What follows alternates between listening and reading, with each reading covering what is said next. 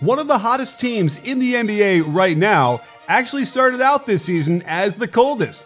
So it was a bit of a surprise to me that the Washington Wizards had begun to turn their season around behind the stellar scoring of Bradley Beal and abundant playmaking of Russell Westbrook.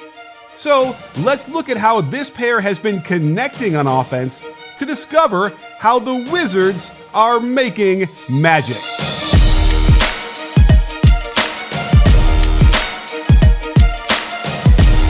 This dynamic duo hooks up for around 2.5 buckets per game when Russ passes to Beal, and there's no question it's directly related to Beal's uptick in scoring this year. Let's start with transition, where they connect on a healthy amount of successful plays. There are times when Westbrook makes the early pass to a streaking Beal before the defense can get back in position to defend, and you can tell Russ searches out Beal whenever he can.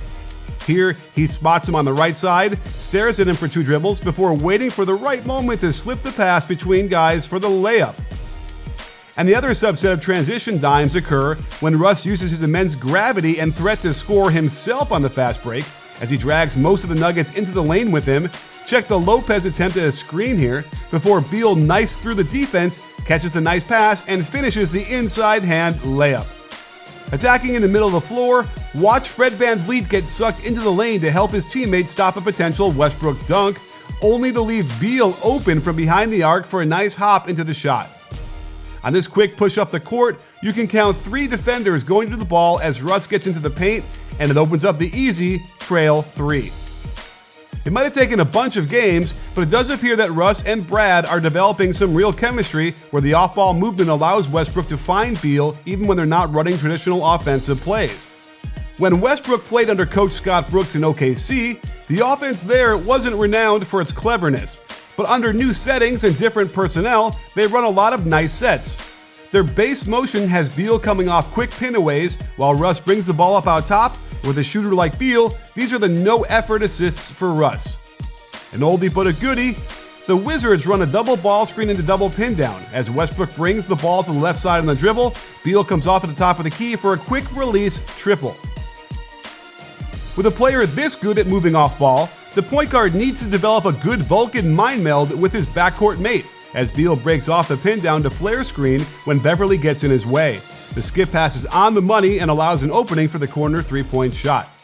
When analyzing how Russ assists Brad, you see he ends up assisting him on twice as many 2-point shots as 3-pointers. And it would seem like they should try and get this balanced out better to improve their 22nd ranked offense. And I worry that the Wizards have wasted valuable time poring over spreadsheets that don't give them the info they desperately need.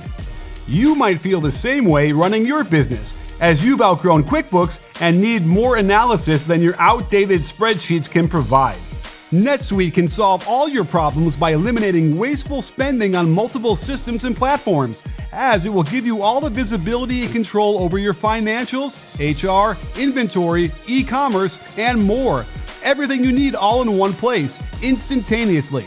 It would be like an NBA team having me do a breakdown of each and every one of their games, finished immediately when the final buzzer sounded. Join the over 24,000 companies using NetSuite by Oracle and let the world's #1 cloud business system work for you. NetSuite can show you how they'll benefit your business with a free product tour at netsuite.com/CoachNick. So click on my special link in the description and schedule that tour so you can find more success in your business, just like the Wizards offense gives Beal the power to make his own success by using the off-ball screens as he sees fit, with Russ patiently waiting for him to solve the puzzle. This slipped ball screen into flare screen from Lopez quickly breaks back into an inside pick and roll, catching Boogie ill-prepared to contest the shot, earning Russ another no-work assist. One of their more complicated sets starts off with 2 handoffs in a row on the right wing before being reversed to the left side. Watch Beal UCLA cut off the high post before sprinting across court along the baseline for another screen at the block.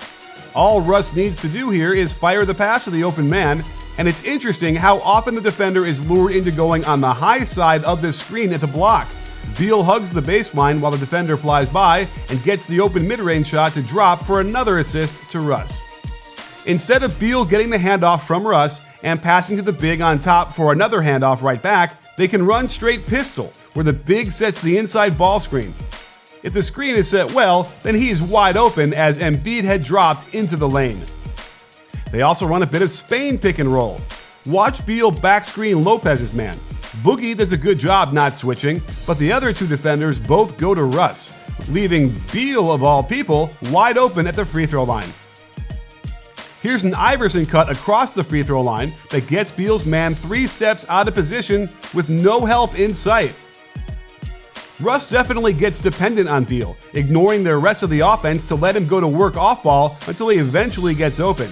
He dribbles and plays 7 times, then holds the ball for 5 more seconds before Beal finally gets into the lane for the close-in shot and another dime for Westbrook.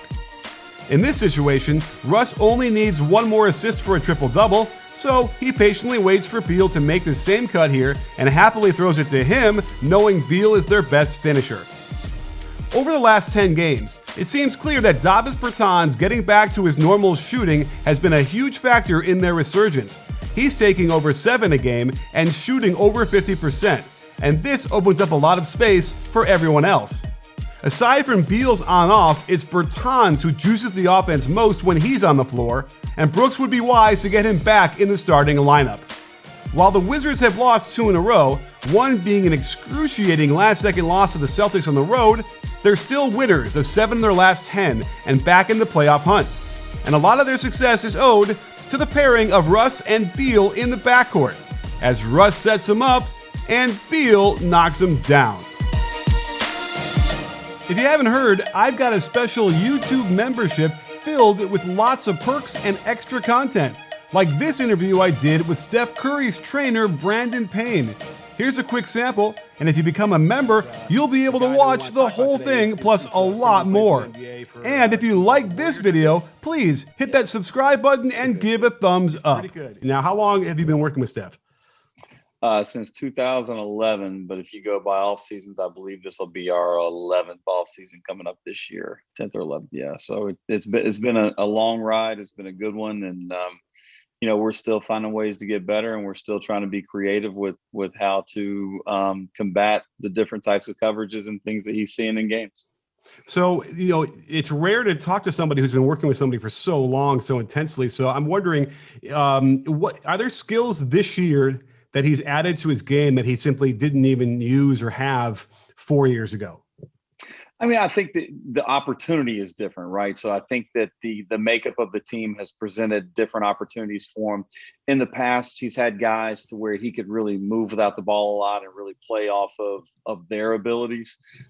This year with this particular group of players, he's had to kind of shift that and adjust it a little bit. He's even had to kind of shift his approach in terms of how aggressive he is from a scoring standpoint early in games. I think that, he found that after that first 5 or 6 games that the best approach was really for him to be the offensive catalyst by scoring, whereas in the past he's been able to get other guys involved.